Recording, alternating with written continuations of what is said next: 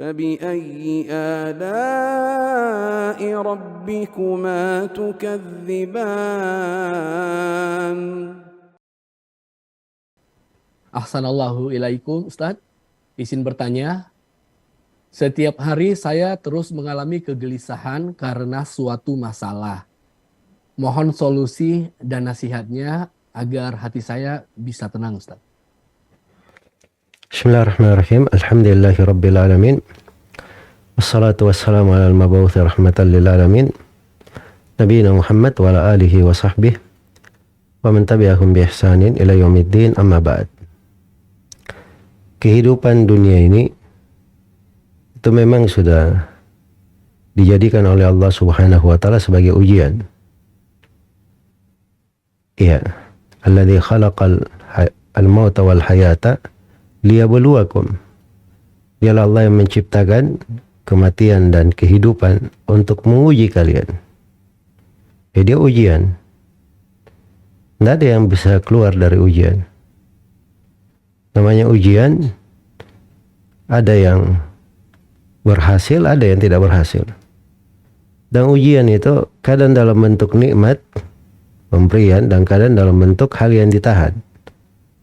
Kadang dalam bentuk afiat, dan kadang dalam bentuk musibah, masalah. Seseorang misalnya dapat harta, jangan disangka itu bukan ujian. Itu ujian pada harta yang dia dapatkan. Dia ditimpa kekurangan, itu juga ujian. Jadi itulah kehidupan. Cuman yang paling penting itu bagaimana orang baik amalannya. Liyabluwakum ayyukum ahsanu amala. Untuk menguji kalian siapa yang paling baik amalannya. Itu yang paling bagus amalannya, yang ikhlas dan mencocoki sunnah Rasulullah sallallahu alaihi wasallam. Iya. Karena itu kita jangan menentang dari ketentuan dan takdir Allah. Jalani saja. Terima hal tersebut. Imani takdir dan ketentuan Allah. Kemudian yang kedua, seorang itu, apalagi dia seorang muslim, itu hidupnya yang paling indah, yang paling baik.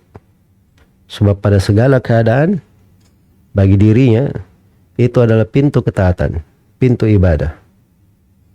Karena itu di dalam hadits di riwayat Muslim dari Suhaib bin Sinan Ar-Rumi, Rasulullah sallallahu alaihi wasallam bersabda, "Ajaban li amril mu'min, in amrahu kullahu lahu khair, wa laysa dzalika li ahadin illa lil mu'min."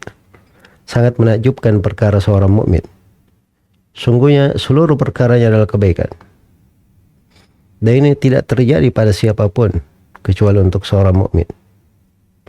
In asabathu sarra syakar fakana khairan lah. Kalau dia ditimpa, dia dapat kelapangan, dia bersyukur. Nah, itu pintu ibadah itu. Dapat kelapangan, ibadah apa yang dia lakukan, dia bersyukur.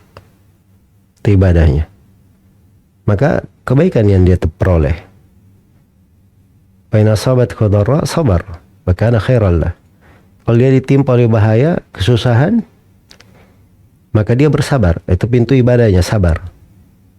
Maka kebaikan pula yang dia dapatkan. Iya. Pintu ibadah itu banyak, subhanallah. Ada pintu ikhlas, ada pintu harapan, pintu rasa takut, pintu tawakal kepada Allah, pintu dia serahkan perkaranya, berserah diri kepada Allah, pintu merendah hati kepada Allah Subhanahu wa taala, pintu bersegera kepada kebaikan, pintu cinta kepada Allah, pintu rindu kepadanya, pintu lebih mendahulukan akhirat di atas dunia. Ada pintu sholat, tertimpa musibah dia melakukan sholat, ada kesusahan dia sholat. Nah, para nabi itu idza hazzabahum amr faza'u ila shalah. Kalau ditimpa oleh perkara genting, mereka segera melakukan sholat. Itu kan pintu-pintu ibadah dibukakan untuk kita banyak sekali. Iya. Karena itu tidak ada kesedihan sebenarnya di hati seorang muslim itu, di kehidupannya, dan seluruh hidupnya bisa bermakna dan menjadi indah apabila dia memahami dari mana-mana ini. Semoga Allah memberi taufik kepada semuanya.